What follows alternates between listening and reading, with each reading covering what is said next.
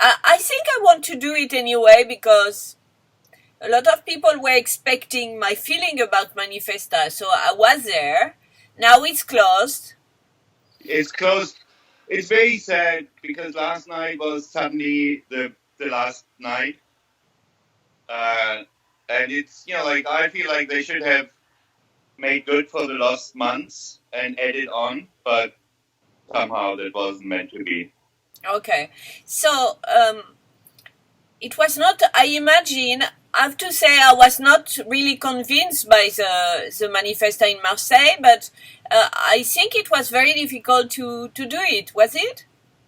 It was like Marseille is a struggle, I mean, a struggle in two folds. A, you had Rue Aubagne, the collapse of the building.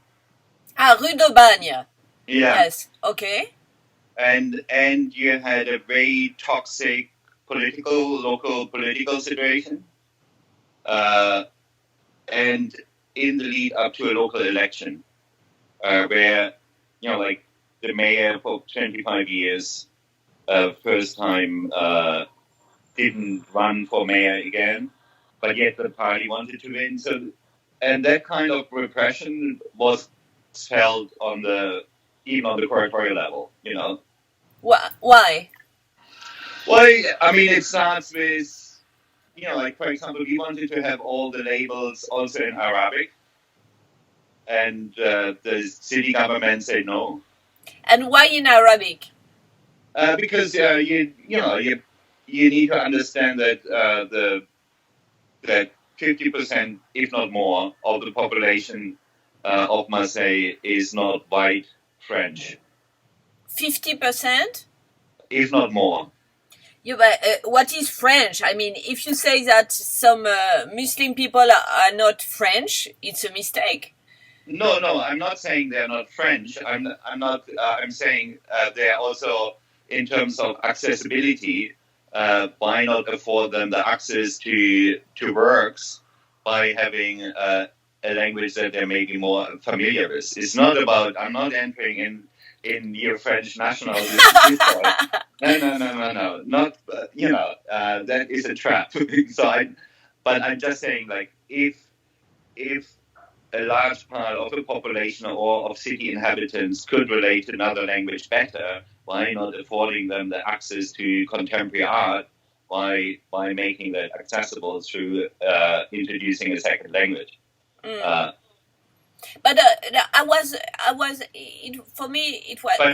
But what I'm saying, and this is the context more importantly, literally the city government back then was saying, avoid issues such as migration, social injustice. I mean, literally in press releases, it came eradicated from the city government.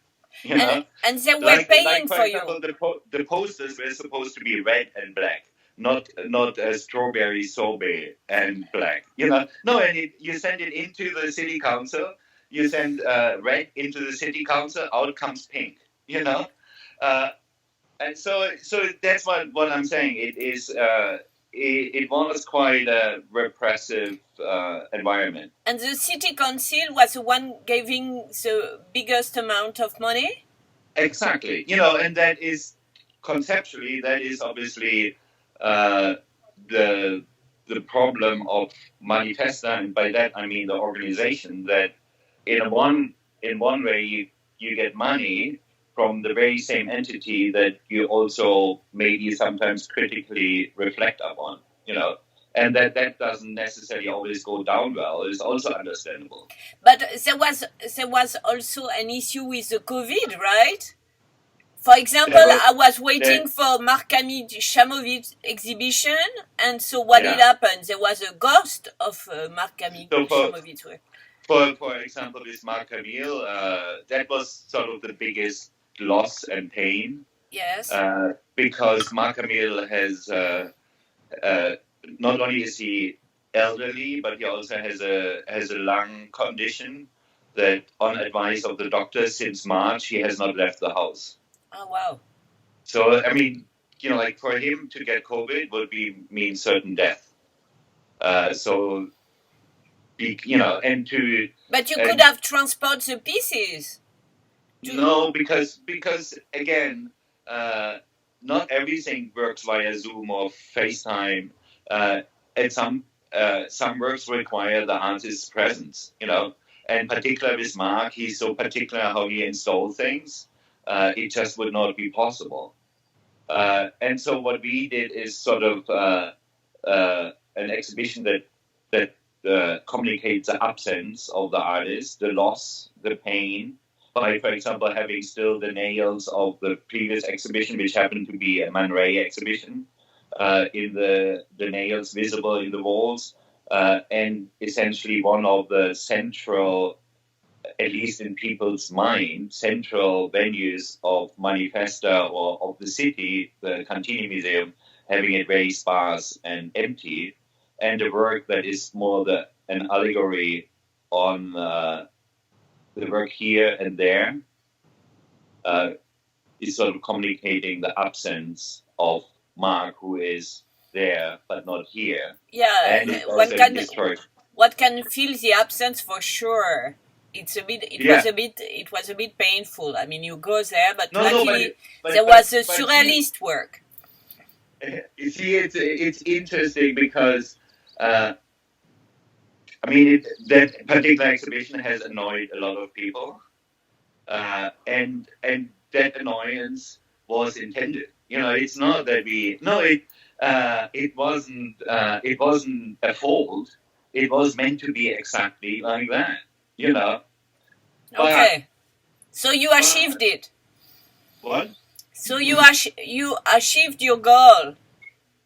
No, because look, if the last work in that venue is a painting, which is an appropriation of Ed Rocher's Ouf painting by Hannah Black, and it says Rien. That should, that is exactly also the questions of institutions like a museum, but also institutions like a biennial in times like these. So that kind of frustration. But it's very nihilist, huh? Sorry? It's very nihilist, a very nihilistic show. Yeah. You are nihilistic. No, because don't forget that you need to also see it in a composite to venues like the Conservatoire. Really preferable, you would start the journey of Manifesta at Villa Grobet. Then you go to Ville Charité. Then you go to the Conservatoire, and then to Cantini. So then you are exhausted.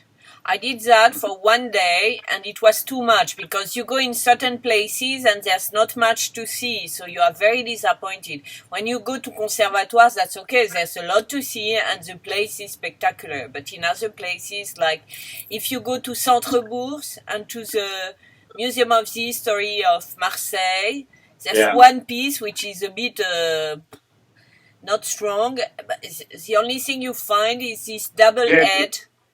There are two pieces in Histoire, But anyway, three actually. Maybe you haven't seen that. There's one upstairs which is about the housing conditions in Marseille. Okay. Yes. But I went all around the museum. I've never been there. And there was a double head from Gauloise. It was fantastic. But this museum is so ugly. Wow. Yeah, no. And in a shopping mall. Yeah. But see, this was also, and I think that the city, for example, has understood that. Because Marseille, as you know, is very rich of an institutional landscape. But yet, for the past 25 years, these institutions have operated in a bubble that doesn't speak to the lived experiences of the city. So what we try to do is giving those institutions a reality check. Yeah, but when you do an exhibition like the one you did of Marc-Camille Chamovis, you make the contemporary art even further than for the public.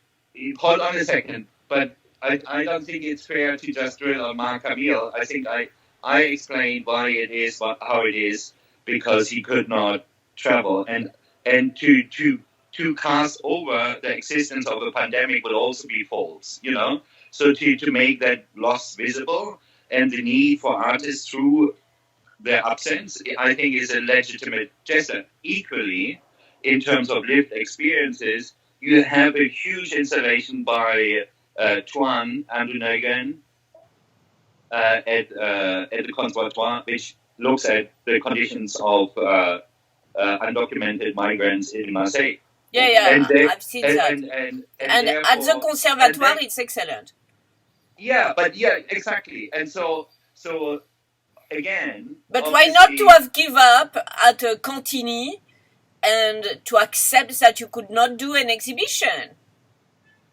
I think we sort of gave up on that and have, like just placeholders for the absence of the exhibition.